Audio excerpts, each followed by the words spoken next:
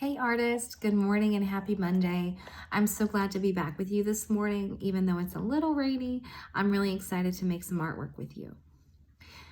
Today, I'm posting this video in addition to your optical art lesson video activities because I had an artist ask me about how to accomplish the project even if you didn't have all the supplies. And I think that's an awesome question.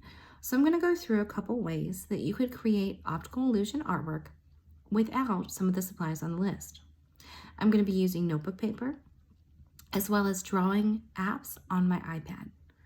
All right, you're going to see the camera turn around and we're going to keep going. You might even see my kitty cat. All right, for starters, if you do not have plain white paper, that's fine. You can use anything you can draw on. It might be colorful construction paper. It might be the back of a cereal box. It could be sticky notes. I have some yellow ones right here, but I also have some notebook paper sticky notes here. You might have your white notebook paper from school. That's perfect. Let me show you an example. You can take your hand and trace it. Now my hand's pretty big on this paper, so I'm gonna just draw a hand the best that I can. And the thing that I like about notebook paper is actually it makes your optical art illusion just a little bit easier because it already has lines. Excuse me. So you'll notice here we have the lines already going, so you don't have to use a ruler, and especially if you don't have one, this is perfect. Another thing you can do with your notebook paper or other paper if you have it, if you want to do the illusion where you're using a circle shape, where it looks like there's a ball, a sphere bouncing around on your paper, you'll see that as option 2. I have a cup, just a round circle cup, that I'm going to trace a circle onto my paper.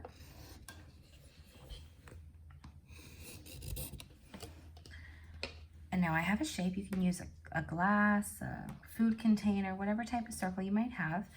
Again, I use notebook paper because it has lines. Remember, I told you I don't have a ruler. I'm using an example of what to do when you don't have one. I'm looking for something that has a straight line. So my box of Kleenex has a hard straight line on the edge. My sticky notes have a hard straight edge on the side. Let's see if I can find anything else. You hear my chair rolling around. I have a package of glue that has a hard straight edge. I'm going to use that because that edge is pretty long. So I'm going to make some straight vertical lines. I'm lining it up, holding it carefully, and then drawing, just like I would with a ruler. I'm going to draw my lines over top of my shape. And then we're going to talk about something special. Oh, excuse me. Nope, do not draw your lines over the shape. Mrs. Yerk can make oopsies too. No worries. I can go back and erase that one. So I'm drawing these lines. Again, I'm not using a fancy ruler. I'm just using a straight edge that I found around the house, just a package of glue, sticky notes, Kleenex box, whatever you can find. This line that I made by accident, I'm just gonna erase. Now, I can go back and make the lines on my notebook paper darker so they can be a part of our picture. Just tracing over them slowly. In the video that you watch, you'll see how an artist can then go back and add the checkerboard style. I won't show you that here because I have that video already posted for you. I could take these lines all the way down. But notice how it looks like this line is going behind. To make a ball, I need to, instead of going straight, I need to go curved. Again, here's another line that looks like it's going behind my circle. But to make it look like a ball, instead of going straight, I go just a little curve. Here's another one, curved. Now I'm not going to do anything to this line because it's not in contact with the circle. Here's another line, but it's on the other half of my circle. So I'm going to make it curve the other way, almost like a little smiley face. Just a little curve. And that's how we can make a sphere from a circle. Now, I mentioned to you that I was also going to use my iPad. Here's the hand picture that I drew, and I'm going to use my iPad to take a picture of it, just using the camera. So I'm going to get my camera out, and I'm going to take a picture. Now, with that photo, I'm going to open up my camera roll.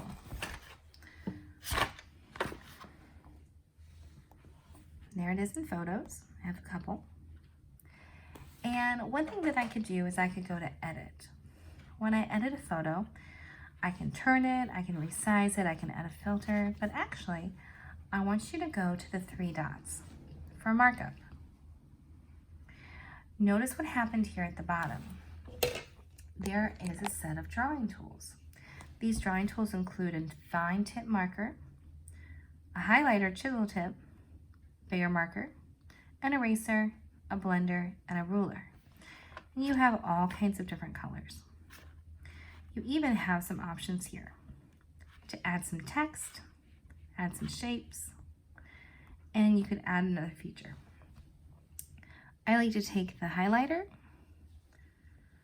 choose my favorite color, and start coloring. The lines on your notebook paper give you the option to have a location to put your work. I think that's really great, especially if you don't have colors at home.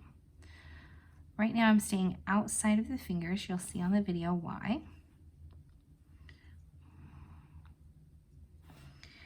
Drawing large helps color digitally because you have larger spaces to color. If you have a stylus at home, that can help you, but fingertips are just fine. Now this is one way to color.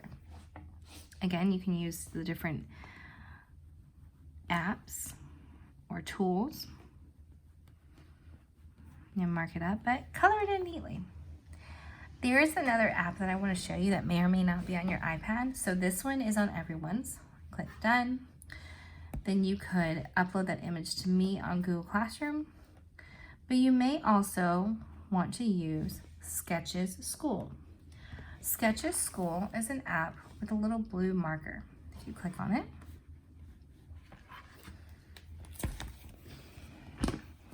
and it opens up and it has some sketchbooks. It also shows you about the tools that you have to use, very similar to what we saw in the photo app. Open up a sketchbook. You might want to title it ORA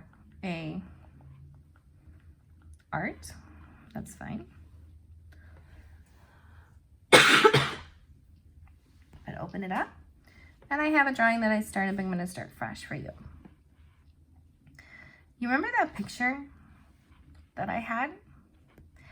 I'm going to click the 3 dots up the top.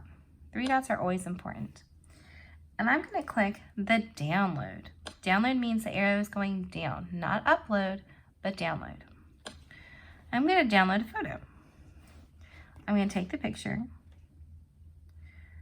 and I can rotate if I want by spinning. I can make it large, I can make it small.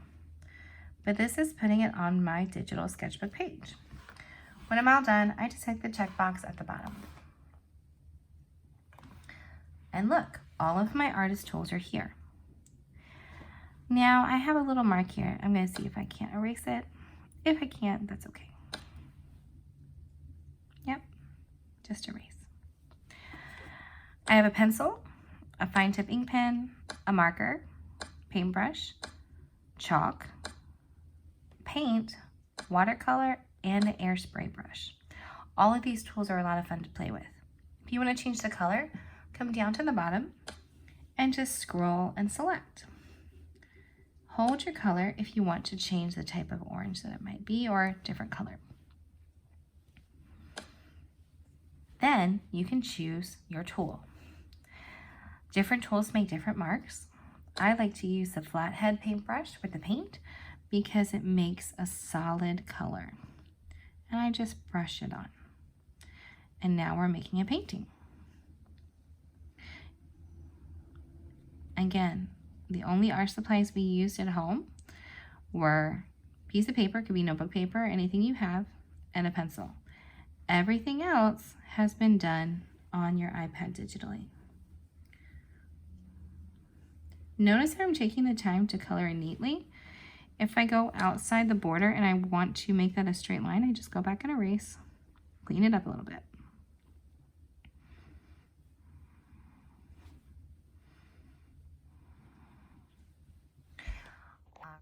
All right, artist, I hope these tips helped you out and gave you some further inspiration on how to create your optical illusions using limited art supplies. You don't have to have art supplies to be an artist. You can use anything that you have around you. If you need help or have questions, always reach out to me and we can chat on Google Classroom or do a Zoom call, whatever you need. All right, have a good day.